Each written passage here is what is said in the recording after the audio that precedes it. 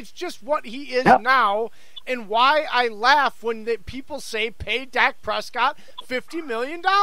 If that was the case, then why would you go pay all the players that you paid, including Ezekiel Elliott, prior to paying a Cooper and Prescott, who throw and catch the ball? They need to pay Cooper first. But what is that telling you, guys? What is the front office telling you? So then, in any game plan that does not incorporate, and this, look, I'm a Packers fan. I hate the Cowboys. Cowboys Nation, your fan base, any game plan that does not have the touches of Ezekiel Elliott getting the ball 20 times or more is a fail, not on your players and their execution, but on the ability to execute a formidable winning game plan based on how the front office paid and set this team up. They paid middle linebackers, here's the scary edge part. rushers, Here's the linemen and running backs before they paid pass catchers and quarterbacks. What the hell does that tell you? What does that tell you? Period. I mean, this team, okay, no matter what era of the Cowboys you want to talk about, when they succeeded, it was because they had the best offensive line in the game. Go back to those 70s teams with Staubach, and that offensive line was the best in the business. Go back to the 90s, it was the best offensive line, period. They had the running back, and then they could beat you because they had guys at the finesse positions who could come through when they needed to, be it Staubach, Aikman, Irvin, Drew Pearson, et cetera, but it was always built on having the best offensive line in football when they succeeded. Always. Not too shabby fullback in Daryl Johnston either. I love Moose. Oh no, that didn't hurt. That didn't hurt when we had the Moose there, opening up extra wide holes for Emmett. But here's the scary thing: Elliott's missed games because of suspensions, a little bit of injuries and stuff, but he's on pace still where Emmett was. He's at that same pace. So you don't give him the ball 20 times? Zeke Elliott, talent-wise, Zeke Elliott blows Emmitt Smith out of the water in my mind. I'm sorry. Emmitt Smith was part of a ridiculous team in offense and line, and he had a Hall of Fame quarterback and a Hall of Fame wide receiver and damn near Hall of Fame tight end and fullback and you name it. Emmitt Smith, you name it. He was longevity. He was available, and that's a credit to Emmitt Smith. But so he got the yardage. He stayed healthy. Because that's the only reason he has that record. But talent-wise, Zeke Elliott is a much more talented than Emmitt Smith. Mm-hmm. So, yeah. Oh yeah. Hey, number 4 is opening up right now, guys. Here you go. Listen. There you go. I'm just trying to catch up to Jay. My 4th White Claw, no carbs. I'm fit. Dude, I quit drinking like a long time ago, Ryan. So you're on your own here. I'm sober and up. We could tell with the crinkling with the chips earlier. I made a whole jar. I made a jar of pickles and a half a bag of Doritos. All right. Hey, you got to have the necessities. Hey, my wife made these pickles from our own homegrown cucumbers out in the yard, and they're freaking delicious. Gotta like that. So I got to know, Greg, because I was complimenting. I was very complimentary, whether it was during the game on Twitter or even during this post-game podcast before you came on, of Amari Cooper and his ability as a wide receiver when it comes to route running. And a man crush of mine on the Packers is Jair Alexander, but quite frankly, he got his ass beat today quite often. He made some plays here and there, but a little bit of humble pie. Yeah, definitely some humble pie there, which I think will be good for him moving forward. But what are your thoughts on Amari Cooper and his ability? I mean, I think he's that good, and he just gets a bad rap because of his days in Oakland. But I think as an actual talent, and he's starting to perform like that and live up to that talent in Dallas, in that offense, that he's a really damn good wide receiver. So for the people that are big Jair Alexander fans that are going to say, oh, man, he got his ass beat by Amari Cooper, tell us more about what your thoughts are on Amari and his ability. Well, there's no shame in being beat by Amari Cooper because this guy understands route running better than almost any other receiver in this league. He is a master at it, and he will make that move when you least expect it. You know it's coming, but he'll do it when you least expect it, and bang, Prescott finds him, and then he goes. Other than that first pass when it went off his hand, I just went, oh my God, no, not today, not today. But boom, he rebounded from that. 229 yards. Can I just 26? Can I just say that this little point in 20 years, the biggest thing that I think that is going to remember it about this decade of football when it comes to like big stories is going to be the fact that Khalil Mack and Amari Cooper were traded at like the prime of their career and just pre-prime, because really Cooper was really what 24 when he was traded, 23, 24, 25. So yeah, he was just entering the prime of his career, and so is Khalil Mack, and both of them are proven to be ascending and getting better. Like, as the Raiders kind of find themselves in need of those exact type of players.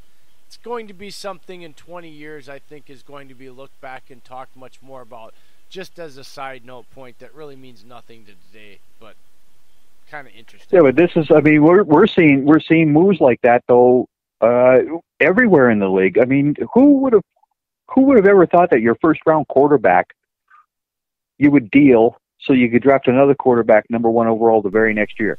What? But Rose, and it could happen again. It could happen again this year. With all due respect to first-round picks, Khalil Mack and Amari Cooper were already proven commodities ascending. Oh yeah. To be that part I don't dispute whatsoever. But I'm talking. I was talking about what the Cardinals did. Yes. I was talking what the Cardinals did, right? That would be a story, remember, too, because I don't think that's ever been done either. That's a good point, Greg. Sorry. Yeah, but guess what? It's going to happen back to back.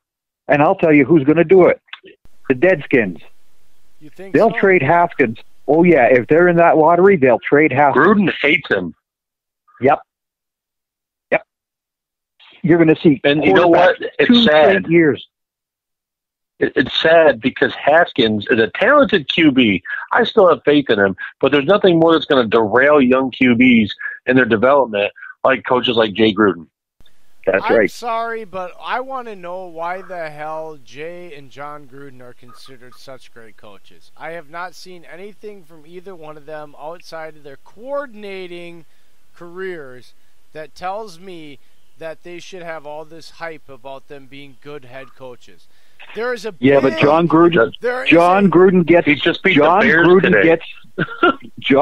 Well, yeah, he beat the Bears too. Yeah, but Gruden gets gets all of his accolades. He gets all of his accolades because he ended up with his dream matchup in a Super Bowl game. The team that he had just finished coaching, and he knew exactly what to do to tear them apart, and he did it. The Buccaneers just crushed the Raiders. I mean, that's what made him to the next level where everybody was just fawning all over him. And it's like, wait a second, did you see the rest of his coaching career? Hello, it's not all that great. But this is what happens in this day and age. Have you ever seen the NFL thing where they did that about that Super Bowl where they interviewed the ex-Raiders players, that the ex-Raiders players say that they personally think that there was a conspiracy between John Gruden and Bill Callahan, who were very good friends, against Al Davis, because the players had all the offensive and defensive players went good to the Lord, and said, we have to change our playbook going into this game because he knows our playbook. You are running his playbook.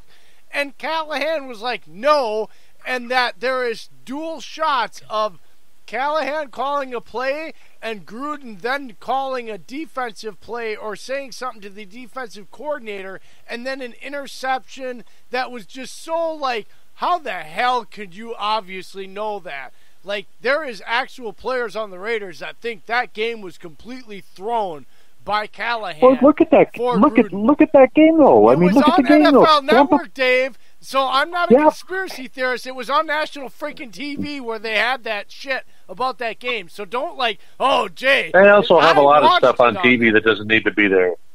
So what? It was NFL Network's pretty good about that. It was done by NFL Films, by the way. Off-season ratings. Whatever. Yeah, but you can't. Let's get back to this Packers-Cowboys game. Go ahead, Ryan. I love it though because I mean we take this thing all over the place. We're talking about the Super Bowl from what? How many years ago was that? But 2002, 2003. Yep. So it was 2002 season. Oh God, man. Anyway, well, I want to get back to talking about this game that just happened between the Packers and the Cowboys, especially since we've got a Cowboys guy on this podcast with us at this point. So, some of the things that we talked about earlier was, the ability for the Packers offense to actually run the ball this time, to do a good job of hitting their running backs and tight ends. In the passing game, not a lot went to wide receivers, but a lot went to the running backs and to the tight ends. And a lot of talk was about, how the Cowboys defense was so fast, especially, at the linebacker position and then the secondary being pretty good. Was that a way that you expected the Packers to come out and attack that Cowboys defense on offense? Well, that was the only way they were going to this week. No Devontae. I mean, it takes because you don't want to challenge Byron Jones. One guy on the Packers that would have challenged Byron Jones would have been Devontae Adams. So you almost eliminated that side of the field. And really, their wide receivers were pretty well covered all day. Yeah, they were. Even on the they were challenged on majority of the catches. I still feel like the Packers wide receivers need to come up with some of those catches, and they continue to fail me when it comes to that. Those tough contested catches, they're just, whether it's Geronimo Allison or it's Marquez Valdes-Scantling, they're just not coming up with those 50-50 balls, those contested catch type balls that if you want to be a legit wide receiver in the NFL, you have to be able to make those plays. And they're just not. But that comes with experience. They're gonna keep learning from they're young. I mean, those Packers receivers are very young, and they'll learn like Gallup did from year 1 to year 2. I mean, for him to come back off a meniscus and get 113 yards, hello, I'll take that.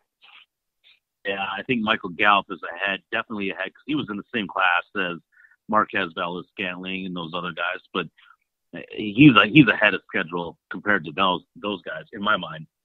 Yeah, I mean, that catch that he made for the touchdown was pretty damn good.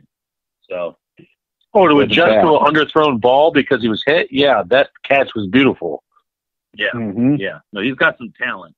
And that's my thing. And then again, we've been saying this for how many weeks now, for as far as the Packers wide receiving core, is I need to see them invest some high draft capital into that position. They need to get some juice out there. They need to get some actual high-end talent, and getting, just taking a 5th rounder who's no longer on the team, and then getting, some 6th round type guys and 7th round type guys. Like, this just, to me, that's not going to cut it. You got to get. But this is the problem that you have you have this problem for every organization, though, because look at what the Packers' needs were in the off season. They addressed them all except that position. Yeah.